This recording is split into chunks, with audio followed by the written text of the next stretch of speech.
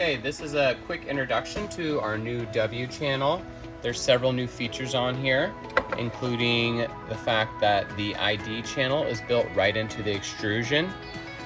There is COB lighting along both sides of the W channel, as well as magnets built into the cord along the length of the cord.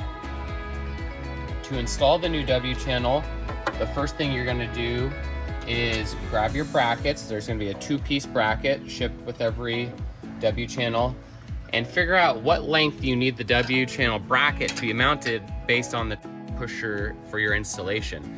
So to do that, adjust the bracket so that the end of the bracket lines up with the end of the pusher tray.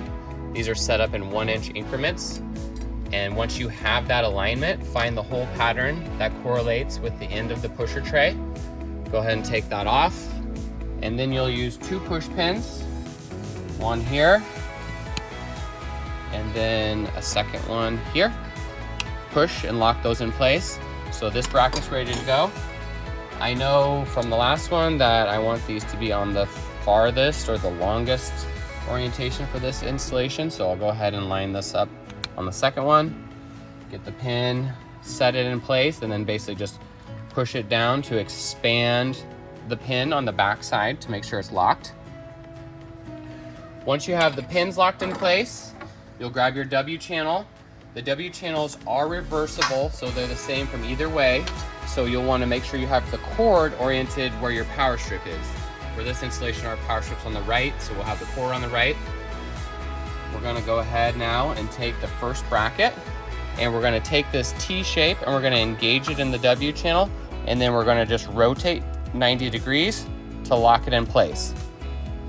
We're going to go back over now to the other side. We're going to repeat that same process. We're going to line it up. We're going to spin it 90 degrees to lock it in place. Now we have the brackets installed, and we're going to then just hang it onto the 1-inch Wonder Bar. Got that installed, so now the W channel's in place. We'll take our cord and we'll stick that, just using the magnets, to the inside of the bracket and run the cord along here. And then finally, we're gonna line it up with our pot and we'll plug it in. And now you have a fully installed W channel. The one last piece I'll add is if the installer or if the customer would like to have their own ID channel beyond what's on the W channel, those are very easy to install. You just line up and slide it in place, and a third-party ID rail can be used with these if that's preferred.